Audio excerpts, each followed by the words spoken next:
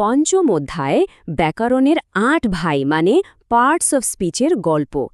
এতক্ষণ তো আমরা বাক্যের নানা কাঠামো নিয়ে বেশ কথা বললাম। এবার চলুন পুরো ব্যাকরণটাকে একটা আস্ত পরিবারের গল্প হিসেবে ভেবে নিই। কল্পনা করা যাক রূপকথার মতো একটা মস্ত বড় জমজমাট বাড়ির কথা। এই বাড়িতে মোট ৮ জন ভাই একসাথে মিলেমিশে থাকে। এই ভাইদের দলটাকেই ইংরেজিতে বলা হয় পার্টস অফ স্পিচ। পরিবারের প্রতিটি ভাইয়ের কিন্তু নিজস্ব আর ভীষণ সুনির্দিষ্ট একটা দায়িত্ব আছে, যা দিয়ে এই পুরো বাড়িটা বা বলা যায় বাক্যটা একেবারে ঘড়ির কাঁটার মতো সুশৃঙ্খলভাবে চলে। সবার বড় ভাই হল নাউন। তার কাজটা খুব সোজা কিন্তু ভীষণ গুরুত্বপূর্ণ। সবার নাম বলা, যে কোনো কিছুর নাম মানি হল সে নাউন। আর দ্বিতীয় ভাই হল প্রোনাউন। সে আবার অত্যন্ত অনুগত। বড় ভাই নাউন যখন কোনো কারণে বাড়িতে থাকে না, তখন ঠিক তার জায়গায় দাঁড়িয়ে বাড়ির সব কাজ একাই সামলে নেয় এই অনুগত প্রোনাউন। তৃতীয় ভাইয়ের নাম হল অ্যাডজেক্টিভ। এই ভাইটি আবার একটু খুঁতখুঁতে বা সমালোচক প্রকৃতির। তার মূল কাজই হল প্রথম দুই ভাই অর্থাৎ নাউন আর প্রোনাউনের দোষ, গুণ, অবস্থা এইসব বিচার করা।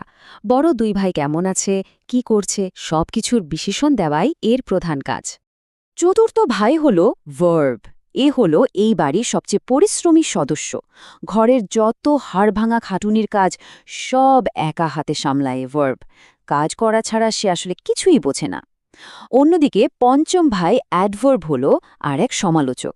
তবে সে কিন্তু নাউন বা প্রোনাউনকে ঘাঁটায় না। তার কাজ হল ওই পরিশ্রমী ভার্ব আর সমালোচক অ্যাডজেক্টিভের কাজের ধরন, তাদের দোষ ও গুণ বিচার করা। তো এখানে সবচেয়ে গুরুত্বপূর্ণ বিষয়টা হল এত বড় একটা পরিবারকে এক সুতোয় বেঁধে রাখা। আর এই দারুণ কাজটা করে ষষ্ঠ ভাই প্রিপোজিশন। সে হল পরিবারের সামাজিক সেতুবন্ধন। প্রথম দুই ভাই অর্থাৎ নাউন ও প্রোনাউনের সাথে বাকি ৬ ভাইয়ের সম্পর্ক কেমন হবে সেটা একদম নিখুঁতভাবে বজায় রাখে এই প্রিপোজিশন। এত বড় একটা পরিবারে একসঙ্গে থাকতে গেলে মাঝে মধ্যে একটু মন কষাকষি তো হতেই পারে, তাই না? ঠিক তখনই এগিয়ে আসে সপ্তম ভাই কনজাংশন। সে হল এই বাড়ির শান্তিদূত। ভাইদের মধ্যে কোনো দূরত্ব তৈরি হলে বা বাক্যের দুটো অংশ আলাদা হয়ে গেলে সেগুলোর মাঝে সংযোগ ঘটিয়ে একদম ঝামেলা মিটিয়ে ফেলাই তার একমাত্র কাজ।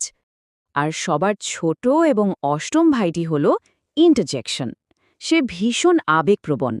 পরিবারের আচমকা কোনো আনন্দ, গভীর কোনো দুঃখ বা চরম বিস্ময় সবকিছুই অত্যন্ত গভীরভাবে প্রকাশ করে এই ভাই। তার কাজই হল মনের ভেতরকার অনুভূতির স্বতঃস্ফূর্ত বহিঃপ্রকাশ ঘটানো। বাক্য গঠনের একদম মৌলিক নিয়ম থেকে শুরু করে ব্যাকরণের এই ৮ ভাইয়ের সাংসারিক দায়িত্ব সবকিছুই যেন একটা সুন্দর শৃঙ্খলায় বাঁধা। আচ্ছা, এই অনন্য পরিবারের গল্পটা জানার পর এখন যে কোনো ইংরেজি বাক্য পড়ার সময় এই ৮ ভাইকে তাদের কাজ করতে দেখা কতটা সহজ হবে সেটা একবার ভেবে দেখার মতো বিষয় নয় কি?